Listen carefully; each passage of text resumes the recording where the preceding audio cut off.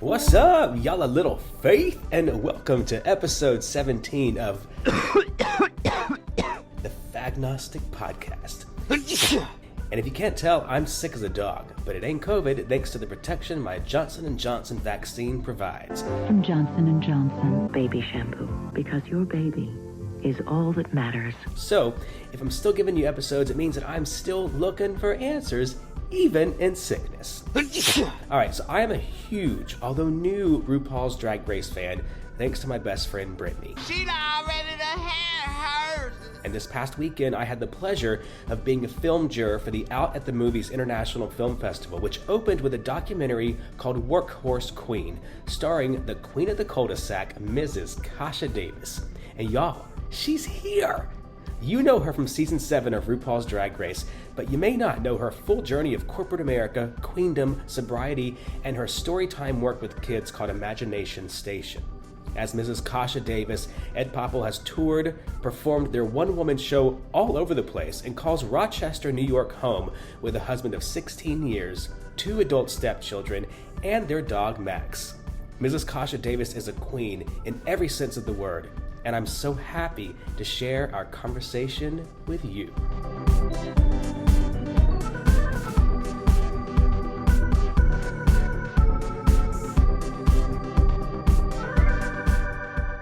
Oh my God, America's favorite housewife, Mrs. Kasha Davis. Thanks for being here today with me. I'm so appreciative.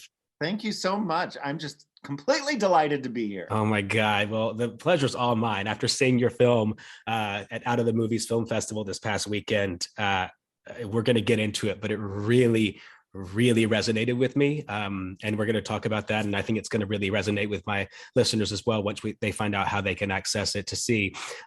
Every episode starts off with 2 questions. The first being, are you a believer? I am a believer. I believe in the power of positivity and the power of love. And yes, I choose to use the word God, but that feeling is of unity and positivity and love. Yeah, that's interesting you say that, because to me, the word God, once I started my own deconversion, became really triggering. And so I started using the word divine, which maybe just because, of my love for the drag art form, I don't know. But I think it's really important that those of us who have evolved past religious trauma have the ability to reclaim the word God and other words as well. Part of it, this podcast is called the Fagnostic Podcast, and I get a lot of flack for that. But to me, it's just reclaiming a word that was weaponized against us. And God is one of those words that was weaponized against us. Absolutely. And, I grew up in Scranton, Pennsylvania. And yes, The Office, everybody knows. Well, and also I went to a Ukrainian Orthodox church as a child, and I was an altar boy. And of course, now I'm what? An altered boy. Yeah. Well, as they say.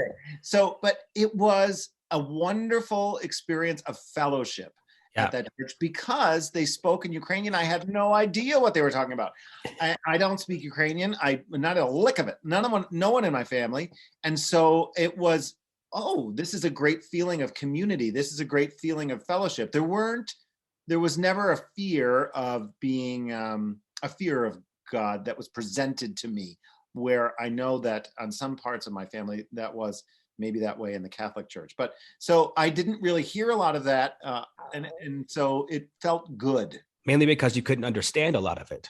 Because I couldn't understand it. Right. But, we got together. We had, my favorite thing, which I relate to my life now in recovery, was the fellowship of getting together and having coffee and sitting around and talking and kibitzing. And that's a lot of what I feel in my recovery process with regard to, with AA. Right. And so that's a lot of that. Yeah. Wow. We're going to dig into the recovery aspect as well. What can you identify your pronouns for us? Well, currently, I'm sans wiggery, so I'm Ed, he, him, and then I like to be referred to as she, her, as when I'm, in my fabulosity as Mrs. Kasha Davis. Yes, rightfully so. Is that because it helps you embody the feminine part of you, or is that just to kind of differentiate the two characters? You know what? It's a great question. There was a time when the characters were very completely different. And I'm finding, is this partially, you know, a fluidity aspect? Is this a spectrum of gender? Mm-hmm. I'm not sure, but I'm finding that I'm more and more comfortable as both, and I live the majority of my life as Ed, he, him, but Mrs. Kasha Davis is a huge part of my life, and that character, that part of me, is she, her, and why am I so confident about that? Because the feminine part of me was always pushed away, suppressed by others, and so when I am Mrs. Kasha Davis, I celebrate that, you know, aspect of myself. Well, it causes us to also celebrate aspects of ourselves. That's as I do this podcast and I have more conversations, I really am and having this dialogue in my head about, are we all not non-binary or more fluid to a point than we even realize? Because I'm seeing that there's a detachment from presentation versus soul and spirit. And if I'm deciding to believe in a God or a divine, I have to believe that A, they are non-gendered, and B, they are part of all of us. So if that's the case, how can our souls be gendered? And so if that, I mean, this keeps me up at night. I could really spiral here, but I'm going to save you all. So let's start at the very beginning. Well, let me just say before you Okay. jump to the subject that I love that you just said that, because I feel the same way. And other Anita Mojani that I read, and other people that are spiritualists, they say the same sort of thing, and I sense that. And I sometimes, the more I do drag, the more I realize how ridiculous sometimes we are about the way that we, you know, or ridiculous the way that some people may get angered by the way others present. It's stuff. That's stuff. You know, and the real root of that spirituality, the real root of the soul, the spirit, is love, acceptance, kindness, those feelings and words. And so there needs to be no gender in that respect. Absolutely. There was a film that also screened, it was a short at the film festival out of the movies in Winston-Salem called The Gray Area, or The Gray Space. And it ended up winning best doc short. But it's all of, I mean, I fervently believe that the binary aspects in this world are killing the world, or they're killing all of us, because it puts us in a place of having to choose sides, them or they, I mean, us or them, good or bad, Christian, non-Christian, girl, boy, and it just dismisses the beauty that's in the between. And to me, that is where I see every good thing in this world is the space between. It always reminds me of, there's an old Dave Matthews song, I think it's Dave Matthews, The Space Between. And it's just, and you know, he was a big pothead back in the 90s. And I just wonder, like, did you see it before anybody else did? You know, like, but this film, The Gray Space, just was, I think it had 5 individuals who, and they did discuss their presentation and their identity, but it was just more an educational expose on how, like what you just said, just because if I transition and still wear what's perceived as boy clothes, it doesn't make me any less transitioned. It doesn't make me any less. It blew my mind. And as a clearly cisgender presenting individual, it just left me hungry to know more and know how better I can advocate for those who have been forced to live in the in-between by society. I love that. Well, again, it keeps me up at night, but I have Lexapro, so that's great. So at the very beginning, part of, you know, it's, everyone has seen your build up to Drag Race. You auditioned 7 times, got on, and then after Drag Race is kind of where your film Workhorse Queen picks up. In terms of, you know, where are they now, but like on crack. I mean, it really gave us a good idea of what's going on in your life, and recovery being a huge part of that. How did Workhorse Queen come about? Who's like, because the creative team, I know you're involved with it, but did someone approach you? Like, how did that come about? Yes, Angela Washko is the director, and it was her email that was sent to me that said she was a fan of Drag Race, that she had been watching my season, and as well has been diving deep into the videos that Mr. Davis and I have been putting on YouTube. We have hundreds of videos on YouTube of I don't know. Sometimes we would put just random things. Other times we would try to put together a series, but we just kept wanting to share our story and our life because we did not have these stories presented as an opportunity, as an option when we were kids and when we were growing up. There were, the only things that we would see on TV were with regard to a queer identifying individual of the LGBTQ, people were jokes. They were funny. They were only meant to be always just funny and laughed at, or a tragic situation. Yeah. And a murder, or, because they're so different, and weird. And so there, and it was fun to be able to identify with that aspect of uniqueness, but it was, there were some parts of our life that we were not seeing, we could not see and dreamt of. And so we put these videos out. And so Angela reached out, and I am of the belief that you say yes. When someone wants to talk to you and share their followers and share their, interest, you say yes. I mean, not every single thing, obviously, but for the most part, after having a conversation, I would, I'll say yes. So Angela came to Rochester, it was in and around my birthday, and she brought cupcakes. And I was like, well, then there you go. Sold. She's got great manners too. I mean, she brought a gift. And we immediately began to click. She had a plan. She was more than someone interested in making a film as a hobby. It's what she does as a career in addition to teaching at Carnegie Mellon, a professor there for film. Which is no small feat. I mean, that in and of itself is a pretty impressive resume bullet point.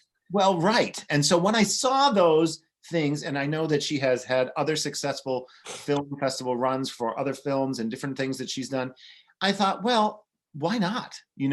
Maybe this person can help share the story that Steve and I've been trying to share on YouTube in a better way. And boy, has she done so. I mean, I don't make films. I participated in this, and we collaborated on different things, but she had a plan and she kept going, and it would shift and change and edit. And I was like, where's the film? Where's the film? And she's like, it doesn't work that way. Right. Calm down. Trust me. Do you trust me? And we began to build so much trust because she really was not just digging deep in the way that I would perform, but just my life and the truth. And she had a way of helping me to put down some of the barriers and to tell that truth. And it's now flowed into so much else of what I do. She's helped me tremendously as a person and as a performer. So you've seen a benefit to your own life by just simply telling your story to someone, this filmmaker. Yes. I think it's about a lot about my recovery journey is about sharing your story to help others. I think that I'm put on this earth to help others. I think most all of us are one way. If we can help somebody else, then we're doing our job of why we're here, and in whatever way, whatever our experience is. And do you know Ralph Waldo Emerson, the old author, poet? He has a quote that just hits what you just said. And it's basically to know that one life is breathed easier because you have lived, that is to have succeeded. And I have that written on my bathroom mirror because it just is like every day when you're getting ready to, be a showman and to go to an audition, you're like, that's not what's important. No. I mean, if that's the medium by which you can help someone, yes, but it's the intent has to be to better the world. And I love that you recognize that. Oh my gosh. So much so. And thank you for sharing that quote, because that's what I feel inside. When I perform, any performance I've ever done, I've always thought, if it's going to make somebody laugh, it's going to make somebody think, it's going to make somebody cry, they're going to hear my story and see their own reflection in that, however. And so even from the earliest days of lip syncing and theater and to what I do today. So that's always been the case. And I'm going to jump to this, but when my mother was at the end of her life on her deathbed, she held my hand at one point and said, "What have I done with my life?" It gives me chills. And and I said, "Oh," and at the time I was still drinking, and I thought, "Oh, I'm not going to say that. I love this woman with every ounce of my being, and I'm so sorry that that's how she feels." Now I know she did a lot of wonderful things in her life. 5 kids, and she had a successful career, and she was definitely a helper on this earth. But I thought, oh, this is the direction I'm heading in with my drinking. And I thought, oh no, I'm not. Yeah. I'm not saying those words that day, because, and then I would have panic and anxiety and think, what am I doing? Why am I doing this? And so sobriety, and then obviously Drag Race, then sobriety, and then Workhorse Queen helped me to really clear the path as to what it is I'm trying to do and how I'm trying to help others by sharing my experience. Oh my God. It seems like, because I see you as already a very public figure of someone who transcends television to help young queer kids feel normal and safe and advocated for. But it sounds like you're seeing these 3 chapters of life, and ending with Workhorse Queen being the catalyst to like the next big adventure for you. Completely. And again, I'm learning that this is coming through doing the work, saying yes, having the conversations, and then realizing that there is something that's next. I'm not exactly sure, but as long as I stay present and do the things I'm supposed to do where my feet are, that will come to fruition.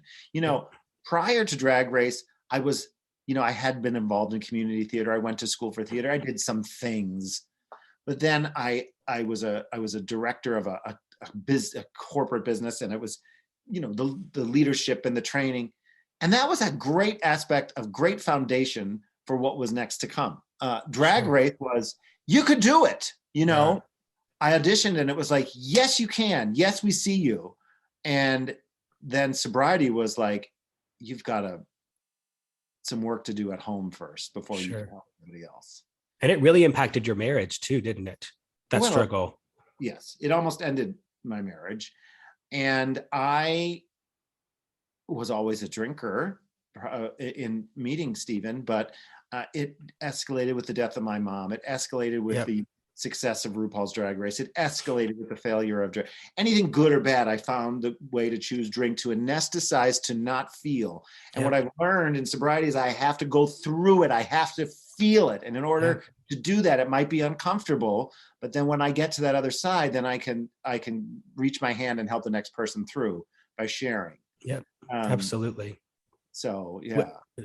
When you finished Drag Race, if you could go back to that time, leaving the show and seeing your future, what did you see?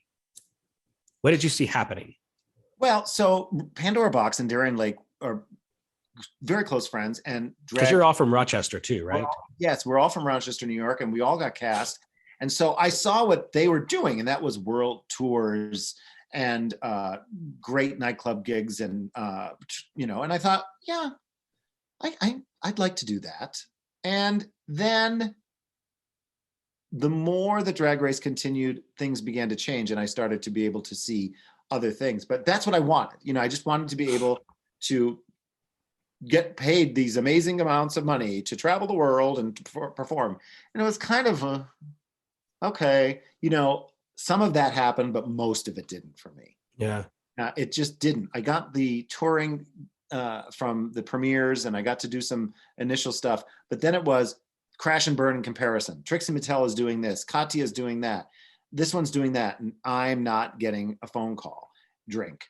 I'm all alone at home. Mr. Davis is working. I left my job of 18 years with a great salary to follow this dream. Was that a midlife crisis?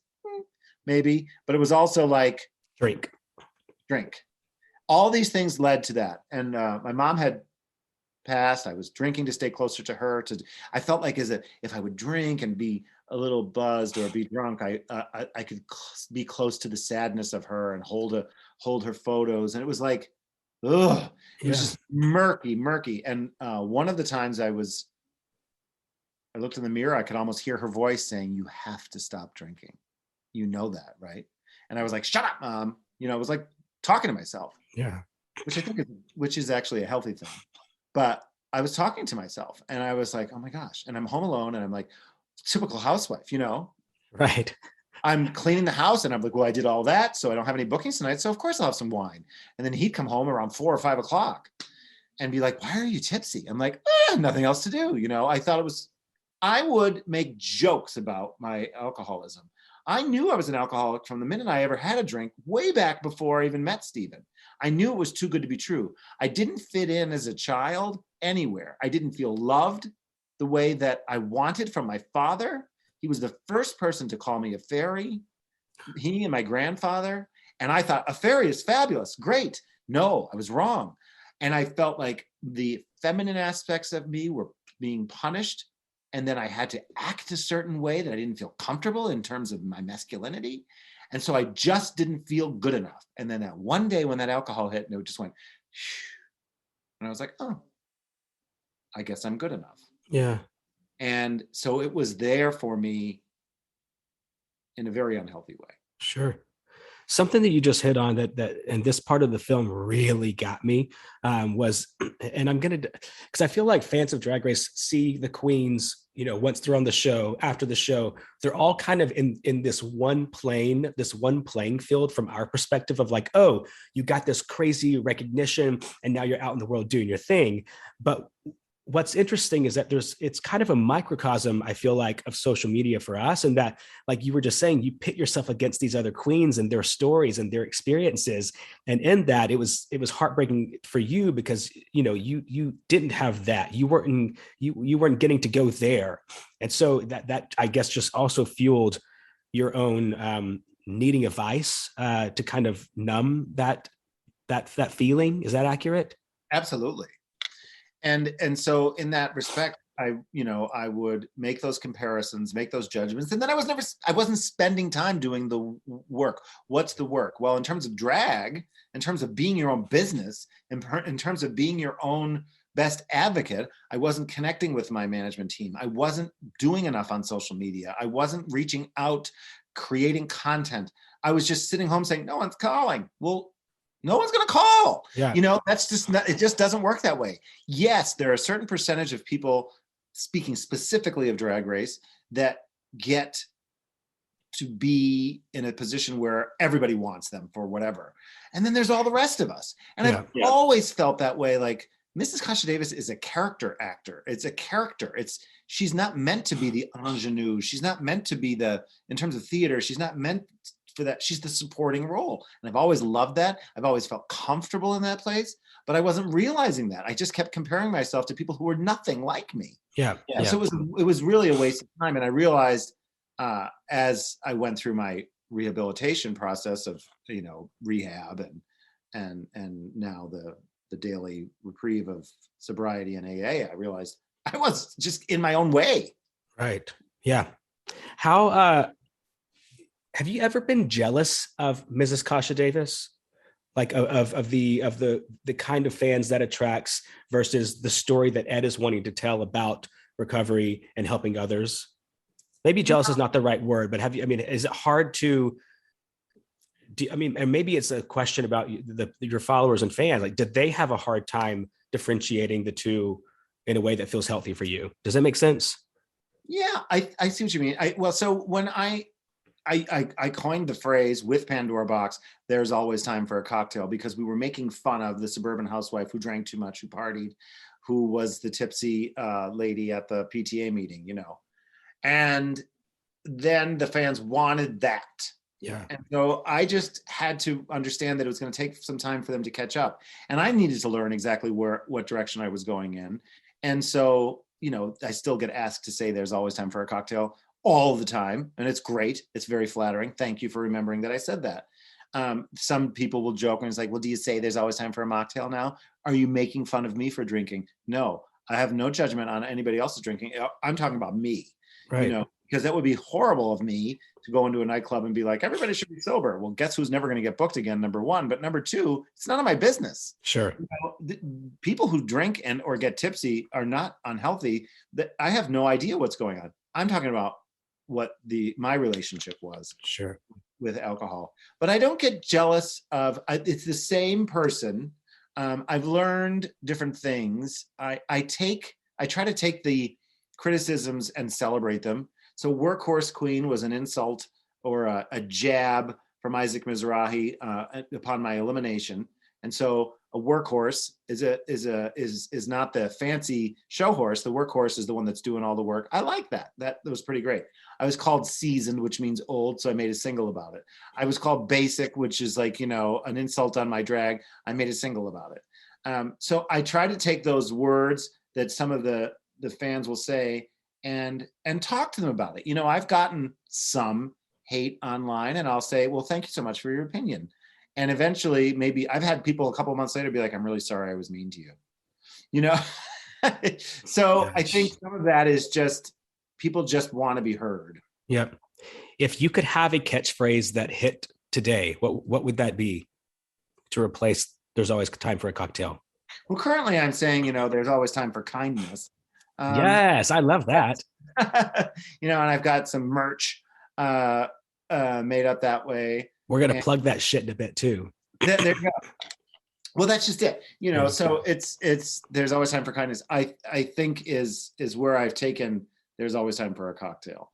Now, let's face the facts. A lot of times in entertainment, the shade, the negativity, I don't even want to say negativity, but the sassiness wins over the kindness, and that's okay. Again, that's me remembering. Just remember that that's okay. That there are definitely people. I have definitely a plethora of messages from people appreciating the kindness, appreciating the good stuff. And listen, I'm not perfect. You could ask Darian Lake. I can be a snarky, sassy one myself sometimes too. But that's the work that I try to do daily, because I think it's what we need in this world. Yeah. How's Aggie Doon doing? Oh, she's a pain in my butt. She's a great friend, great sister. So Aggie Doon, and I have worked together. Frankly, we auditioned the first season together, and the first season was meant to be a drag queen and their assistant. And so we said either one could be the drag queen, either one could be the assistant. Well, we all knew that she was the drag queen and I was the assistant, which was fun. We sort of made that. And we've had a show that we've done, a quick change impersonation show for years together called Big Wigs. And we do, Liza, Tina Cher, Carol Channing, Bette Midler, Barbara Streisand, blah, blah, blah. And then talk in between and have fun. So we've done so many different shows together over the years. And she's just, it's a pity. So for whatever reason, she has auditioned and doesn't get cast. And we try to remind each other that a lot of it is, we're casting the personalities, and somehow she's not fit into that mold. Yet. It could still happen. Yeah. After seeing Workhorse Queen, I was really thinking like maybe this will be the catalyst for more exposure, and so I'm still rooting hard for. But it also spoke to, with Aggie Doon, it was also like kind of showcasing their comparison to you, and it just kind of said to me like, we all are doing this to ourselves. We all, and social media is such. We can't stay off of it for obvious reasons, but like it's such a curse and it's such a detrimental toxin that we absorb all day, every day. We can't help but have the FOMO just by scrolling, It affects everyone. You said it best. It doesn't matter who you are. I have had the same conversation with someone as successful as Bianca Del Rio, who says, "Oh, did you see this one's doing this?" And "Oh, well, I don't know." And then it's comparison. Yeah. This one has this deal with Disney. This one has this deal with Netflix. This one, right? Yes. Yep. You have a tour that is selling out, has over 900, calm down, but that's what we do to each other, when we look at each other, and all we're doing is tearing ourselves down. Nobody else is doing it necessarily. I know. And if they are, it's certainly not causing the kind of internal grief that we cause ourselves when we do that. Yeah. And it takes me, I should say, to be very conscious of it and to stop myself. Are these things you learned in recovery, or are these things you learned like in life in general of how to keep yourself in check in that regard? I think some of it I learned prior to recovery, but a lot of it was reemphasized with recovery. So my mother and father were great teachers and parents, and they taught me a lot of good. There was a lot of structure, and there was a lot of tough love, and definitely some stuff that I wish didn't happen. Sure. But did they drink? Well, my father drank. I don't think it was alcoholically. He certainly got drunk sometimes, but Sure. my mother had she had a chronic pain disorder and then COPD, but she definitely she was overprescribed Oxycontin. So Sure. I tiptoe. Can you tell? I love her so much that I tried Yeah. to. She had a problem with Oxycontin. She was an Sure. addict. Yeah. Do you see that the way you lived your life now heals your genealogy? It heals some of their own trauma? Well, I feel them. They're both past. I feel them with me. I feel their blessings. I feel them encouraging me to tell the stories. I think that I know their intentions were good. There's no Sure. doubt. They just didn't have it came from a different time and they didn't have the experience. There was no visibility. If there was no visibility for me in terms of queerness and acceptance of gender and sexuality, there certainly wasn't any for them. Yeah. What was your first night sober like? Going to bed without drinking for the first time? I was sad. Yeah. I had really messed up. Oh, we can cuss. We can cuss to high heavens. Yeah, okay. I really fucked up. I really did. I mean, it was a long weekend of travel. I had some work. Mr. Davis was with me at one part of it. And then I don't know, I just was tired. And sometimes being tired got me to self-reflect too much. And I just loved that murky place of comparison. And so even though I was working, I had this busy weekend, I was drinking. And then I was driving and I had my final DUI and it was bad. And so the next day, my reality was that I was told by my husband that I had swerved from children in our neighborhood at noon. And I didn't know that. And I dropped to my knees and looked out the window and just said, "Dear God, help me." Yeah. And that was the beginning. So what I did at that moment was, I'm powerless. Help me, guide me. And so we began to make phone calls with regard to rehab. But I remember sitting on the sofa and just being like, I am going to give up performing. I'm going to give up Stephen. I'm going to give up my daughters. I will give all of this up. I will sacrifice every single thing if I can have sobriety. And I was so serious because it was so scary. And I was numb for it felt like at least 6 months of just attending these places. I was broken. I was sad. I wasn't necessarily feeling sorry for myself. I knew I fucked up and I needed to fix this. I needed to own this. I needed to make changes. I needed to stop pointing fingers. I certainly was able to talk about the experiences that I had gone through that got me to drink, but it was up to me to own it. And and I just did a lot of listening. I just listened to other people that were sober and said, "How the heck are you doing it? How the hell are you doing it?" Yeah. And I didn't want to drink. I begged for that reprieve and I didn't want to drink. And I was very fortunate that it was taken away because I was so scared. Because I'm sorry. I mean, no one that drinks and drives realizes that that may happen. But yes, you could hurt yourself, but you could take away someone else's child or someone else's life. And what is that legacy? Going back to what we started talking about at the beginning here. So clearly accidents happen in life, but if it's something that I know I was doing that I could have avoided. Yeah. How has that the journey since then shaped your drag persona, and how has it shaped your parenting skills? Because how old are your kids now?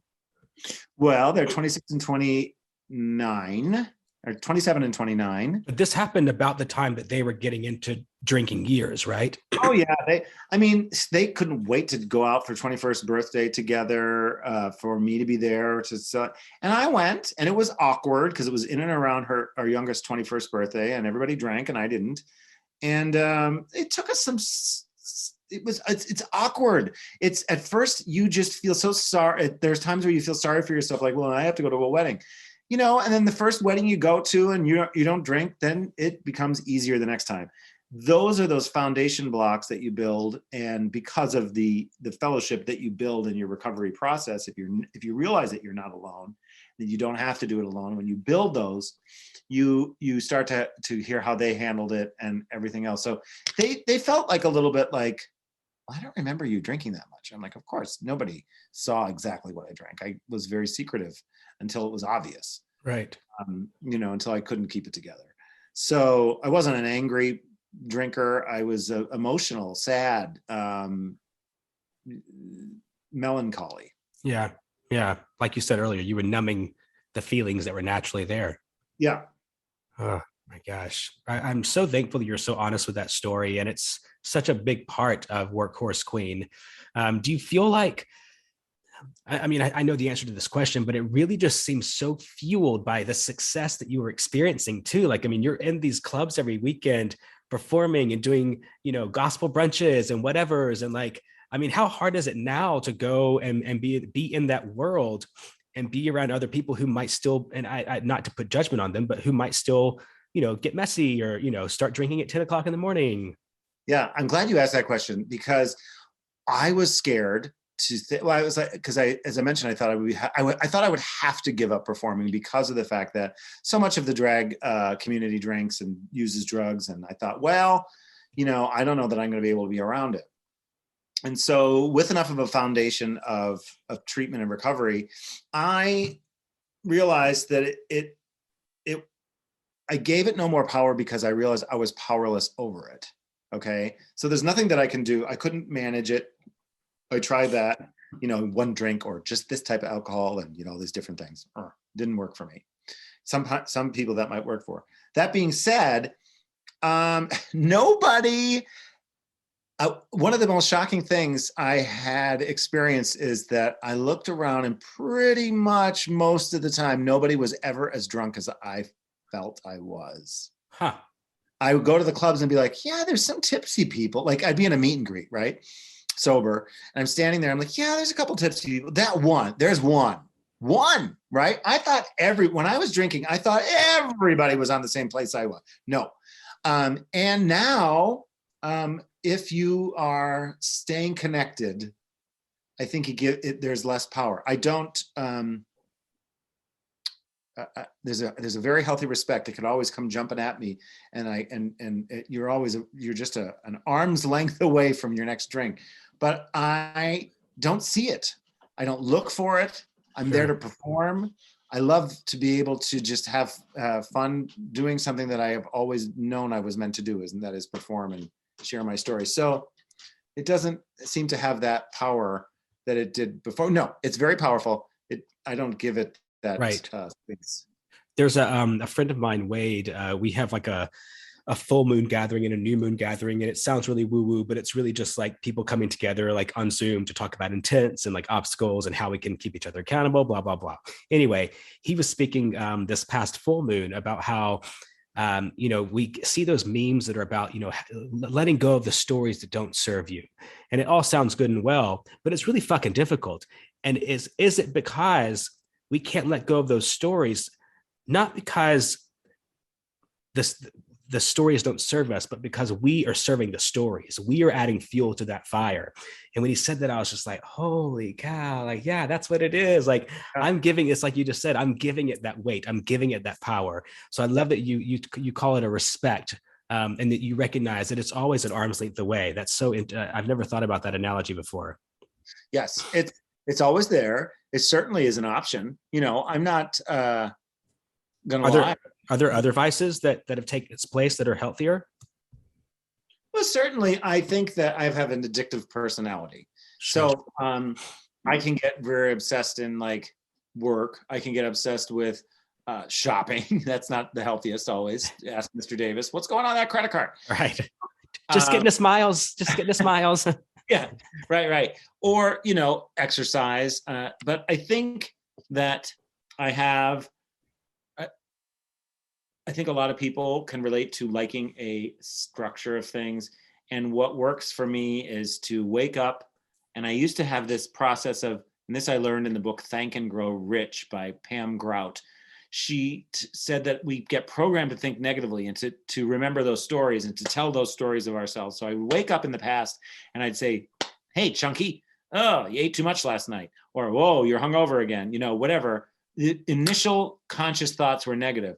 So she suggested thinking good things. I'm grateful today for this day. It's going to be a great day. It's going to be and it sounds corny, but you force yourself. And then next up, for me, I roll to my knees. I say thank you. I say some prayers that feel good for me, and I ask for some reprieve from some of my ways that are inherent.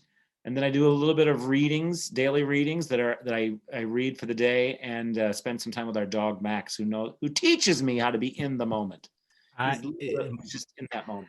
My dog is one of my connections to the divine as well. I really do feel like I see the eternal through my pet, and maybe that's crazy of me. I don't know. I don't really care. It's just one of those things where I feel safe and seen. Yes, and our dog, is he my emotional sobriety or security dog? What is it called? Emotional support dog? Yes, ESA. Yeah. So I think sometimes he is, because he came into so the day that I had that DUI, I had been traveling, and so my suitcase was there in the living room, opened for whatever reason. He tore it all up. He's never done anything like that. He ripped everything. Everything was shredded all over the room, and he was sitting on the side of the sofa just looking at me when He knows. He knew. He was like, you really messed up. And so then we would walk daily together. So at the time, it wasn't COVID. Steven's at work. I'm alone. So I had a lot of time alone, together every day. And to this moment, if I should get wound up, stressed, anxious, he howls. He's like, "Arr." He's like, no. Yep. Keep it down. He's like that little girl in the meme. I want you down here. Yeah. I want you to be down here. And he helps me so tremendously. Like, I know, like at night too, like if I'm feeling, he puts his head on my chest. Oh, yeah. So whatever, I don't think I could 95 pounds. He can't go on the plane, but if I could, I would travel with him. And plus he'd probably start howling on the plane, and that would be slightly entertaining for me, but not sure. Mine is traveling with me for the first time on a plane. In November, I'm going back home to Alabama to see my family, and my brother's getting married, and I'm going to spend about 2 weeks just visiting people in the South. And Porter has his own Instagram, so he's a little more famous than I am. Right. And I just feel like people have, even my brother, I'm like, I'm the +1 to my dog. That's what's happening here, which is totally fine.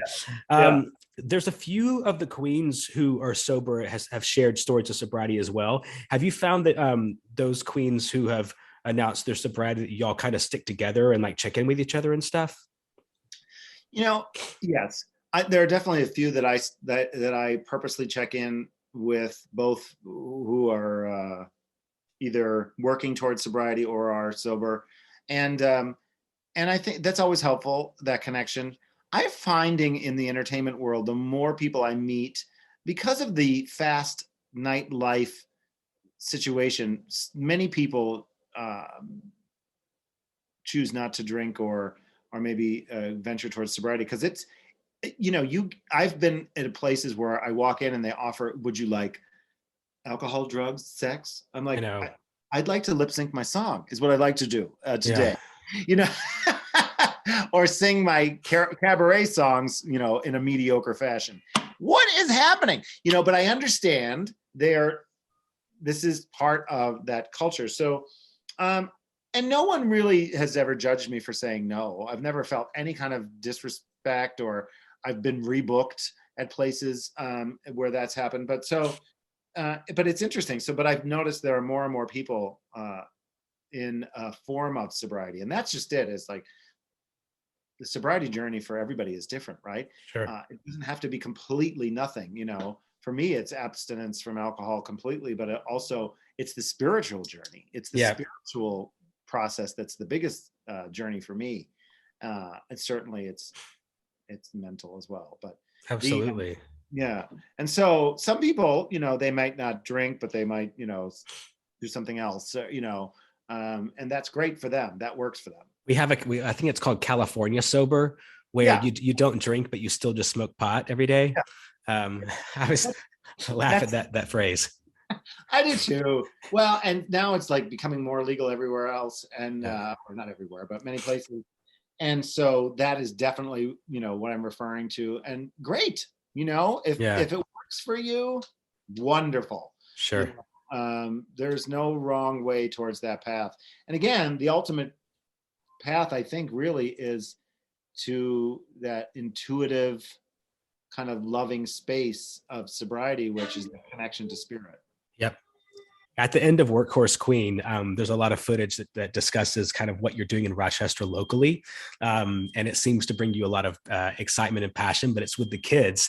And just the images of Mrs. Kasha Davis with these little kids, it's so subtle, but it just, for us growing up at a time when, we were suppressing every feminine thing about us as men, and then to see you and these people, these seemingly straight cisgender people embrace you as you're embracing their child, just really made me emotional. It was so precious. What are you doing? Oh my gosh. I'm following the dream that I didn't realize I ever had. It all came, that's where it's all come together. Yeah.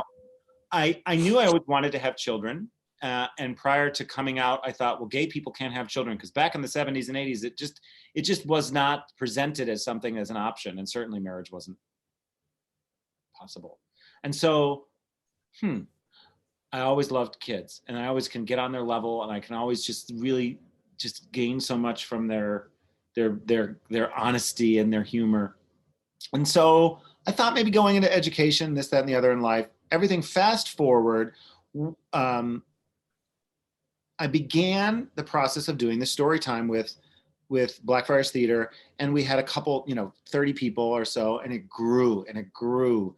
And we would do a story and some songs and some crafts, and it grew. And we had hundreds right before COVID happened. And the kids, someone interviewed me once and said, so why aren't you explaining to the kids why you're dressed in drag? And I said, because they're not asking the question. They're here. They love Mrs. Kasha Davis, who lives at the theater, Right, wears sparkly things, and she loves books.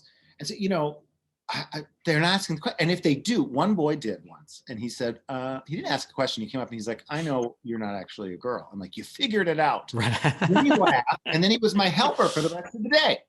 He helped me. He helped with the crafts. He was a little bit older. He just wanted to be told the truth, my truth. He wanted to just be like, I'm in on this. Right. So COVID occurs. Mr. Davis and I, the first thing he came to me and was like, why don't you do story time online? So we did 100 live presentations of books. Our daughter selected the book. It was a family project. And then the wheel started to turn. I'm like, I need to do a TV show. And so we filmed. I collaborated with Blackfriars Theater, all Rochester artists, all Rochester technicians, and it's presented at the end of Imagination Station as a dream, but the reality just happened a few weeks ago. We filmed 4 pilot episodes, and we have some interest in streaming platforms, but they wanted to see it, because it's not been done. Nina West is doing her work as well, and so we're having to show them what we mean and what can happen.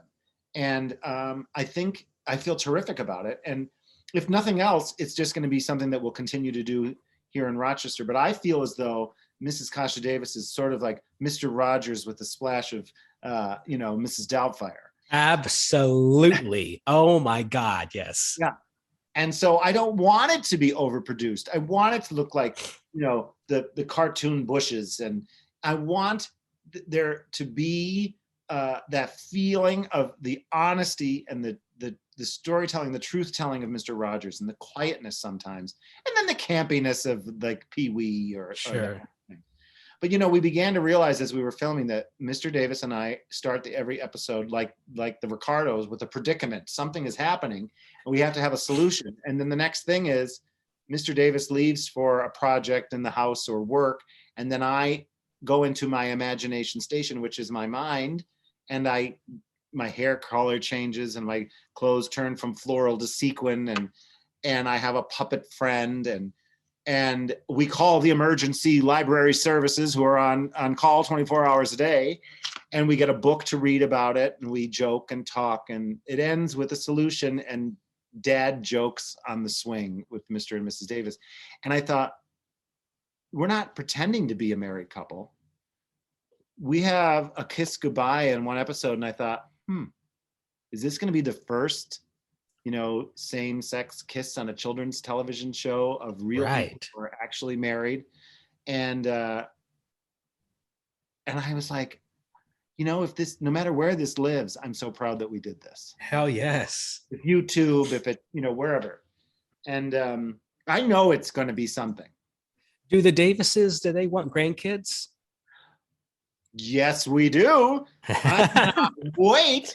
So, and our daughters, so our youngest was supposed to be married this month, but they postponed it because of COVID and the restrictions on the amount of people that can come to the wedding. And she wants a big party. So they want a big wedding. They want a big wedding, and I'm all for it, and I'm not in control. Who are you telling that to? Myself. Right. I look right at myself. So, I'm very, very excited about that. I couldn't be more excited. We have a very unique situation with multiple parents for these girls, 4 parents, and we're close. We weren't, and we found a way to be a family unit, and I'm proud of that. And so I'm excited for that aspect, but boy, I have to tell you, I keep telling them, I'm not going to put the swing set in the backyard that I want to put yet until you're actually pregnant. They're like, yeah, let's not jinx this. So I have, it's definitely something that, we cannot wait for. Yeah. What's your advice to someone? Like, I want kids, or a kid, more than anything, almost more than a partner. And I've kind of like, before COVID, I actually had a bank account set up where I was like putting money into, like, to help fund it someday. And then COVID happened, jobs go away. That account doesn't exist anymore. But I still really want to be a parent. What was the process like to become one? What's your advice to someone like myself who really would like to become a dad? Well, I think first and foremost is that if you visualize something, verbalize it, it will materialize. So if this is something that is a plan in your life, it's probably not going to happen exactly the way you thought. It didn't happen the way I thought. I remember I was going to have kids. I was going to have kids. And of course, I came out, and then I was devastated. I can't have kids. And then I realized you can adopt. And then I'm dating Mr. Davis, Steve, and he pulls me aside one day to say that he wants to talk to me. And I'm thinking, okay, here's the friend conversation. And no, he said, I have 2 daughters. And I was over the moon. And so, but he kept them for me for obvious reasons, but mostly because other people that he dated were not interested. Mm-hmm. They were just not. So, you want to find the people that have those similar interests. And then, our life began to change. And there were times when I'd be like, oh, I still want to adopt. And then one day I listened to that intuition. I listened to that voice, and I was hearing my thoughts saying, if you had daughters, they would be just like Melissa and Jessica. And I literally was in this bathroom looking in the mirror like, you do have daughters, and they are Melissa and Jessica. You say this in the film, I remember. Yeah. And I just get chills thinking about it, because it was this pivotal moment of like, what are you doing? Again, focusing on something I don't have. It's right in front of my eyes. Yep. And so it may not happen the way that we think. Sure. It can happen as long as we're open to it. And that's it. The process of the Halloween and Christmas and the first kiss and the first sip of alcohol and the life experiences, they've come to me for things that they maybe didn't feel comfortable about, that they would go to mom and dad. Yeah.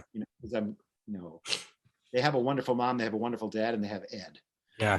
And so sometimes I'm the safe one, or I'm the one that, hey, we need a couple extra bucks. Can you kind of help us out? Right. And I soften this with the family. And I love that. Yeah. So yeah, you just never know. And it might not happen the way you plan, but isn't that what's great about life? Yes, it is, that in-between space. Yep.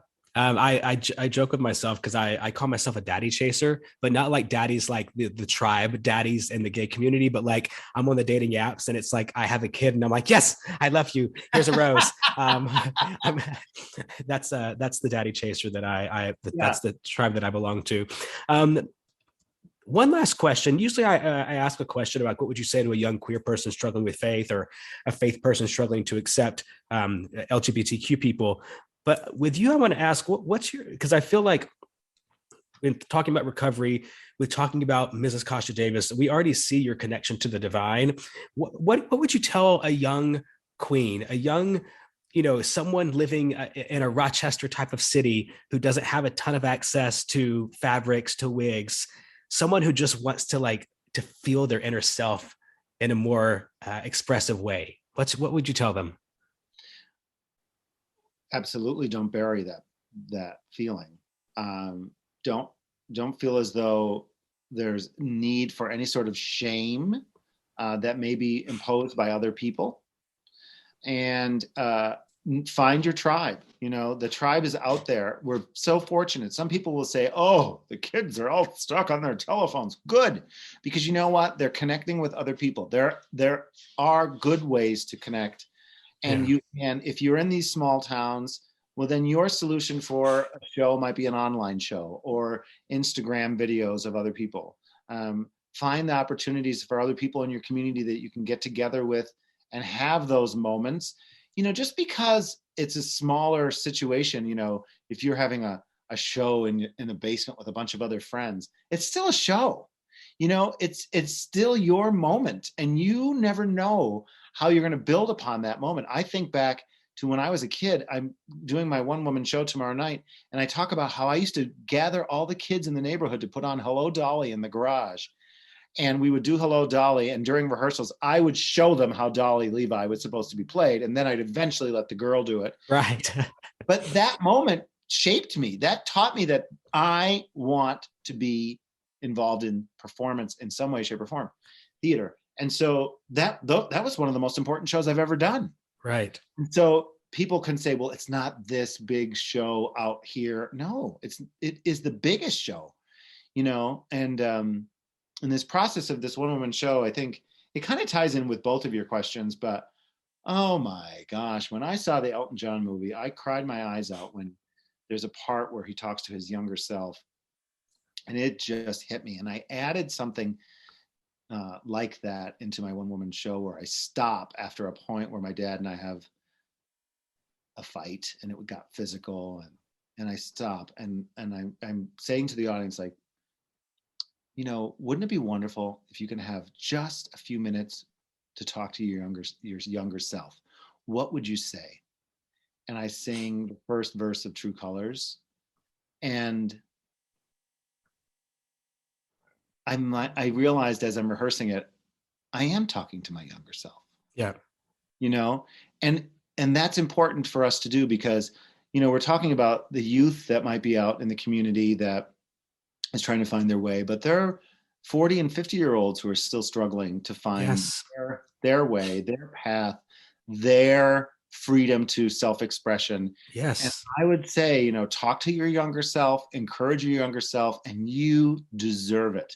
You can do whatever you put your mind to. It just might not be, somebody said to me, oh, please, that's such a blanket statement. I can't be a quarterback, whatever position that is, I appreciate your effort there.